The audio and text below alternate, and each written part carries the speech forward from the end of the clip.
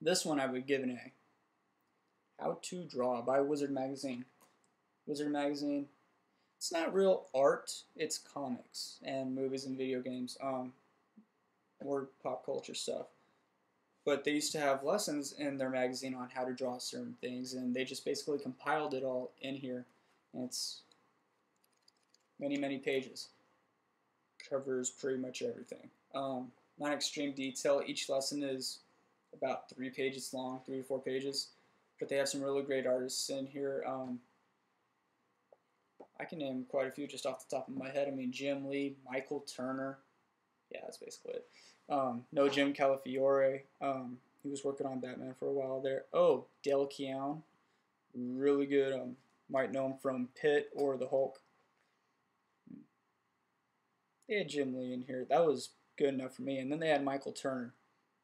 God bless Michael Turner's soul, by the way. He passed away about a month and a half ago, 2 months.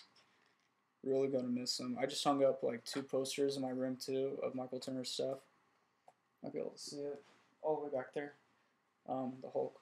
It's kind of hidden, but anyway.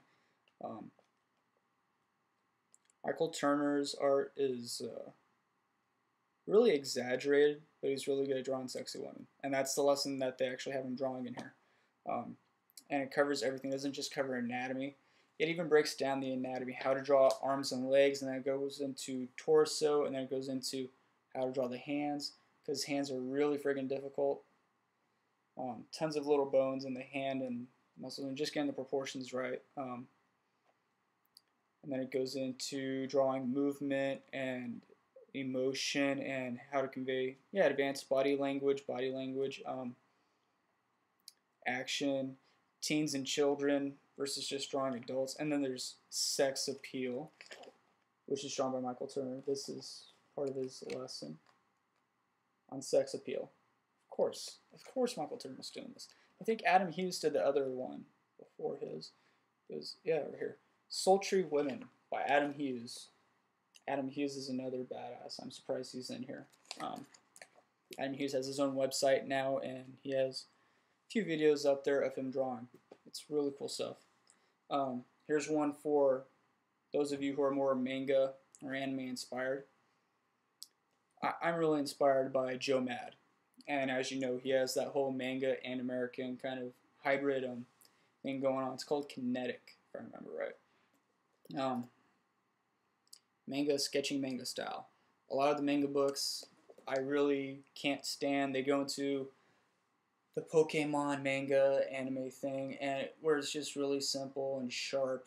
And this is more of the It's better anime, better manga style, I should say.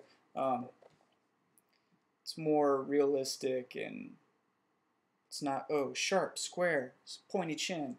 No, it actually gives a lifelike feel, and there's a section on hands. It's good. It's good. It helps everybody, even if you're not really into manga or anime.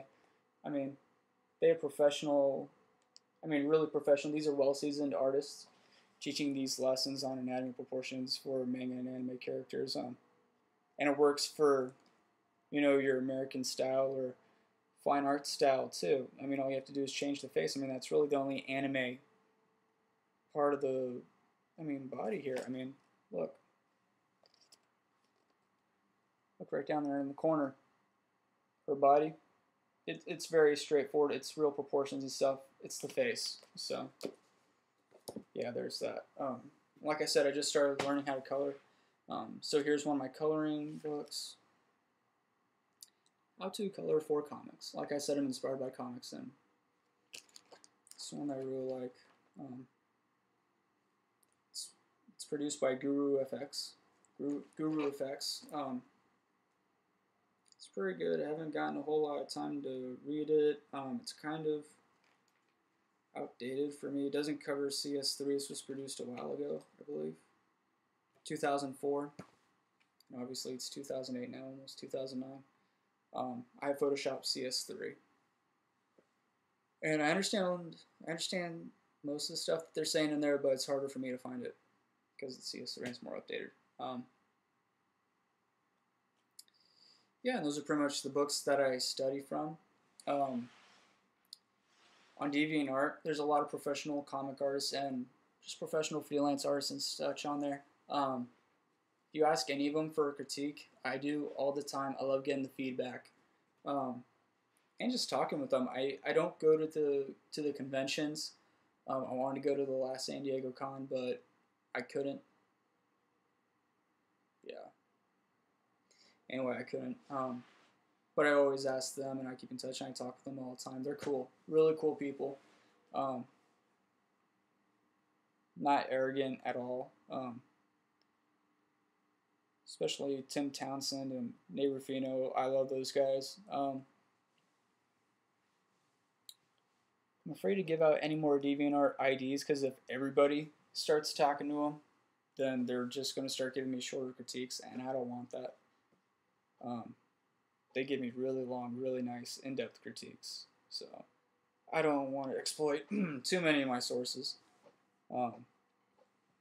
So anyway, I just asked Tim Townsend. He was all like, my work isn't there yet. I have a good understanding of anatomy, but anatomy takes years and years of study in order to get down right and to where I should be. He said just put your stuff next to professional stuff, and you'll see that you aren't there yet. He said if I'm not up to par with that, then I'm not going to sell. I mean, in order to be in the business, you have to be as good as everybody else in the business, which completely makes sense. So it's always good to have other professionals work around and study other professionals. I'm more of a Jim Lee and Joe Mad inspired guy. I'm really inspired by everybody too. But I mean, mostly those are my two big influences. So it's kind of surprising that I don't have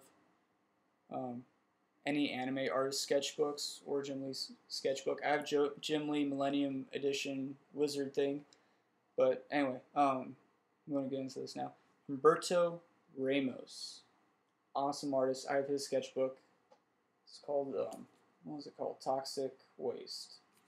Toxic Waste sketchbook. And it's basically just a compilation of a bunch of his sketches. Really awesome stuff. I like seeing sketches because it shows me their creative process and their thinking process, how they got to, this final piece. I love seeing that stuff. I like to keep my stuff really loose. I don't do a whole lot of polished, pencil work. Or I barely do any inks. I love doing the rough stuff. So that sounded really naughty, but yeah, I like the rough stuff. The other one's Francisco Herrera.